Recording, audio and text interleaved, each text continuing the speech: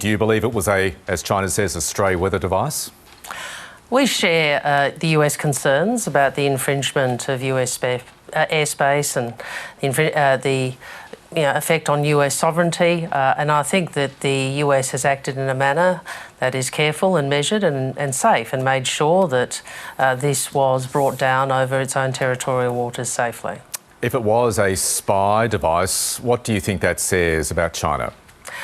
Look, I'm not going to get into speculation. I'm just going to look at what the United States has said, and they regarded it as an infringement of their sovereignty, and certainly its presence was not consistent with international law. I think that has been acknowledged. But I think the key point is the one that you made in your introduction, which is, where does this now go? We welcome the US indicating in Secretary Blinken's comments that they're open to continued engagement with China, continued diplomatic engagement. We would encourage that to continue. We would encourage China to respond positively, because it's very important, particularly at a time like this, that we ensure that competition doesn't continue to escalate. We all want a region that's peaceful, stable and prosperous, and that means, amongst other things, the great powers talking to one another. OK, but that's harder, isn't it, if China does what it did with this balloon, right? Oh, look, this is obviously, it has caused Secretary Blinken to cancel his trip to China. We will continue to advocate for the great powers to engage and to ensure there's guardrails around their relationship. I mean, this is, we don't want competition escalating. We want to ensure the region, the world remains peaceful, and part of ensuring that is to have guardrails around competition, have lines of communication, have engagement. I was pleased to see that Antony Blinken, Secretary of State, continued to offer that diplomatic engagement even at this time. And as I said, Australia would encourage China to respond positively. Antony Blinken, as you said, has pulled out of this diplomatic visit to China. The Australian Trade Minister, Don Farrell, has a virtual meeting set up this week with his counterparts. Should Australia reconsider that meeting in light of what's happened? Look, we've always said, in terms of the relationship with China, we want to stabilise the relationship. We've said we will cooperate where we can, we will disagree where we must, and we will engage in our national interest. That's the approach we've taken from day one. When I first met with State Councillor Wang Yi in Bali at the G20, I said it was the first steps of many. I regard the Trade Minister's virtual meeting that you referenced as the next step. We hope that the trade impediments will be removed. We believe it's in both countries' interest for that to occur. We are, however, realistic that this will take many steps in order to stabilise the relationship, and both countries will have to take those steps. If a similar balloon happened to float across Australia, how would the Australian government respond?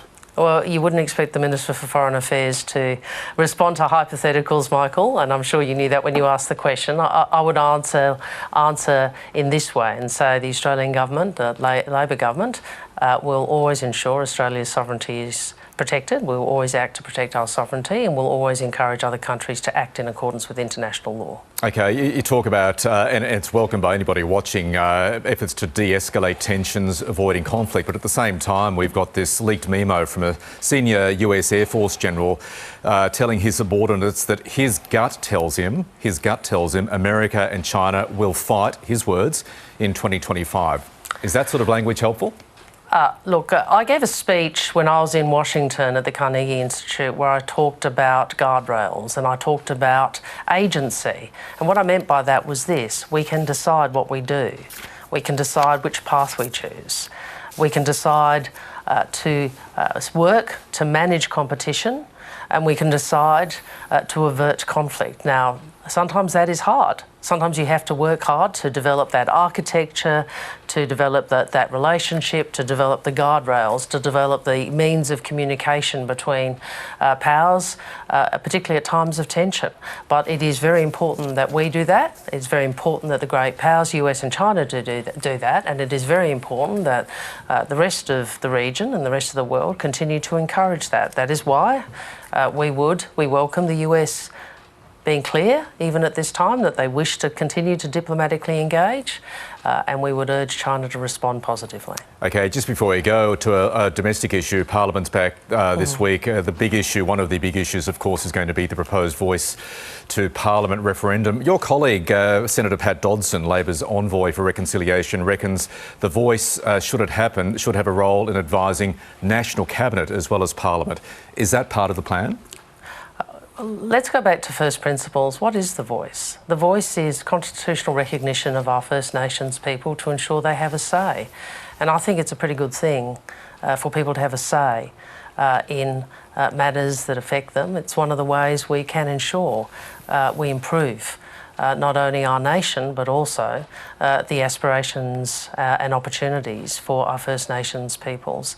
I was really pleased to see while I was away that First Ministers, all First Ministers, Liberal and Labor, have backed in the Voice. It shows what you can do when you take the politics out of it. Okay, I'll ask the question again. Is the Voice going to advise National Cabinet as well as Parliament? Well, I think the Voice will have a say in matters that affect First Nations people. But I think the point here is why are some people so concerned about that? I don't the quite reason, understand. Excuse the interruption, I'm asking the question because it's not part of the language so far. It's always been the Voice would advise Parliament. National Cabinet is a different body. Well, do you think people having a say is a problem, Michael? It's not for me to answer that question. I'm asking you, Minister. That's the implication in your question. I mean, I think we have years of disadvantage, years of so many broken hopes, and we can be so much stronger as a nation. We can become much more unified, and the First Ministers, the Premiers and Chief Ministers have demonstrated that. We want to walk down this path together. It's not about gotcha moments. It's not about tricky questions and answers. It's about the nation coming together and saying, yes, we will take the outstretched hand, which is the Uluru Statement from the Heart. We will recognise our First Nations people. We will give them a say, and we will work through the detail of that together. And that's a good thing.